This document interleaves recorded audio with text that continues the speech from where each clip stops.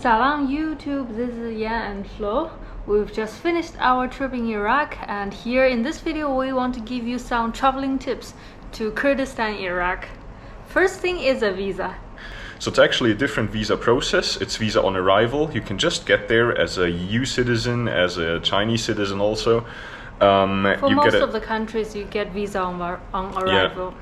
They opened up to tourism quite a lot, but just be prepared, you have to pay $70 or $75, whereas you can pay in other currencies as well. We've seen everything. We've paid in euros, I think, and then there were other people who paid in dirham from UAE, etc. So I think this is not a problem. Just be prepared to take some money with you, some cash. Yes, so be prepared. There are actually two different visas if you want to enter Iraq. There's one visa for so-called federal Iraq, which is all except the Kurdistan region, and one separate visa for the Kurdistan region. For the two different types of visa, so if you enter from, for example, from Erbil, from the Kurdistan, Iraq, you will get a visa only valid for the Kurdistan region in Iraq. However, if you enter from Baghdad, from the federal Iraq, you will get a visa for the whole country. Yeah, so the Kurdistan region, as I said before, it's really different. And it's very small distances only to federal Iraq. We tried that on our way from Slemani to Erbil. We wanted to pass through Kirkuk because it's faster, but then there is the Kurdish checkpoints by the Peshmerga army soldiers. They let us pass, but then just like 20 kilometers before Kirkuk, which is it's just Kirkuk is maybe, I don't know, less than 70 kilometers from Erbil or something. It's really close. And just 20 kilometers before, there was an Iraqi checkpoint. So you just saw the Iraqi flag and not the Kurdish flag anymore. And they didn't let us pass because we didn't have a valid visa for Iraq. For safety in Iraq, it's a little bit mixed because we got a little bit of bad feedback of some of our friends in the beginning when we said we're going to travel to Iraq. But I have to say there's two different main things. So first you have to separate the regions between Kurdistan and federal Iraq. And the Kurdistan region is by far the safest region in Iraq. The only issue that is there, that sometimes there are tensions with the neighboring countries, which means that sometimes there are missile attacks against some politicians and this kind of stuff, but usually never against civilists. However, there are some incidents where civilists were involved. So what I would recommend, read the news. There is a very good newspaper called Rudaw English. You can check it here. And and also ask the hotel reception if you go close to the border regions. Some of the border region villages like Zaho, which is close to the Turkish border, or some other, if you go to Ahmedi, there's a long street that goes up north, close to the Turkish border, etc. Just ask at the hotel reception if these villages are safe, if you can pass there without any issue, just to be sure. Besides, there are many Peshmerga checkpoints that you will have to pass. They usually just let you through, but be aware that it's still not comparable to, let's say, any European country, for example. So just be careful. The fourth point is transportation. Although there are buses connecting the major cities in Kurdistan, Iraq, I would highly recommend you to rent a car because then you can go to really faraway places. And besides, most Iraqis don't really travel by bus because almost every family has a car. So yeah, rent a car. That's the choice. Yeah, there are buses and taxis as well. But yeah, as Jens said, I think a car is the best option if you want to go to every little place and you have much more flexibility. So the fifth point is prices in Iraq. So let's start with accommodation. So for hotels, it is not as cheap as other countries where we've been to. For example, Pakistan was cheaper. But you can find a good sophisticated hotel in the villages, in the cities for around 30 to 60 euros per night for two persons. Yeah, and there is no hostel. There are some guest houses, but you barely can find such information on the internet.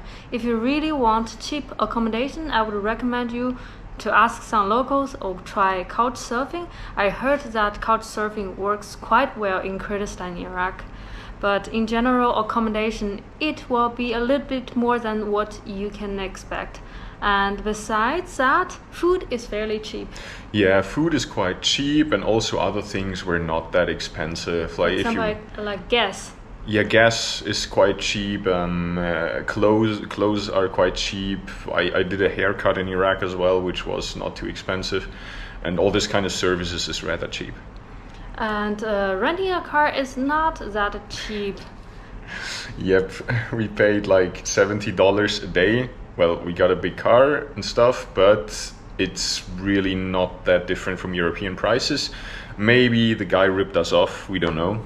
But maybe you can get it cheaper. But in my opinion, let's say cheaper than $50 a day, I think it's difficult. Overall, I wouldn't say that Iraq is a cheap destination.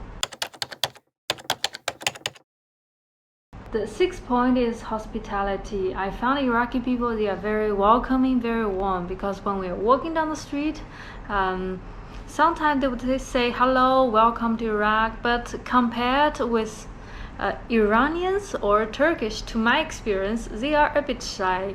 They were staring at you until you make the first move, and then they will start talking. Yeah, exactly. It also depends a little bit on the ethnicity there, because in the Kurdish region you have Kurdish people, you have Yazidis, you have Christians, and some were a little bit less shy maybe, but in the Yazidi village, for example, like people were staring at us like crazy, and then when we said hi, they invited us just after for a tea or for a chai, but they wouldn't do the first step necessarily. So just maybe it's also our experience, our appearance. I don't know.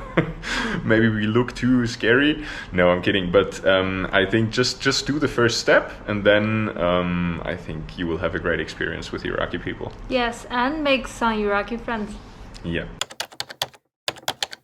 So the seventh point is food. To be honest, food is pretty amazing. We have tried very, very different dishes. They have kebab, they have a fish dish, which is called manouche? No. Can't remember, but it's a national dish of Iraq, and it's really delicious. Yeah, and well, as we said, food is not so expensive, so you can really get great food for not much money, and of course great shisha. Next point is dressing. I found dressing in Iraq is not as restrictive as in other Muslim countries. You can wear shorts, you can also wear t-shirt, but if you want to go to the mosque, of course, you have to cover your arms, your legs. Yeah, but it's not needed to wear a headscarf. We even saw Iraqi women, Kurdish women in skirts that were shorter than the knee. So I think in terms of dressing, they're quite tolerant, and you don't have to worry too much. The next topic is alcohol. This is quite interesting because Iraq was the first country where I got offered beer by a citizen, just like that, and they even had an alcohol shop. This is basically, so the Kurdish region is much more open, much more tolerant than federal Iraq. And due to the diversity of ethnicities they have many Christians. So if you go to Al-Kosh, which is the kind of Christian capital in the region, you will find many liquor stores. But also in the cities, if you're in Erbil or Slimani, you can also find alcohol there. So I've seen many beer publicities, beer commercials, and you can also find it there. So it's much more open than other Muslim countries where we've been to. The final point is the heat in the summer. We've visited Iraq in September. Oh, it was so hot, 40 degrees, and I had a heat stroke at some point, and for me it was really hard. Yeah, I like hot weather, but I agree it was more than 40 degrees, even like 43, 44 or something.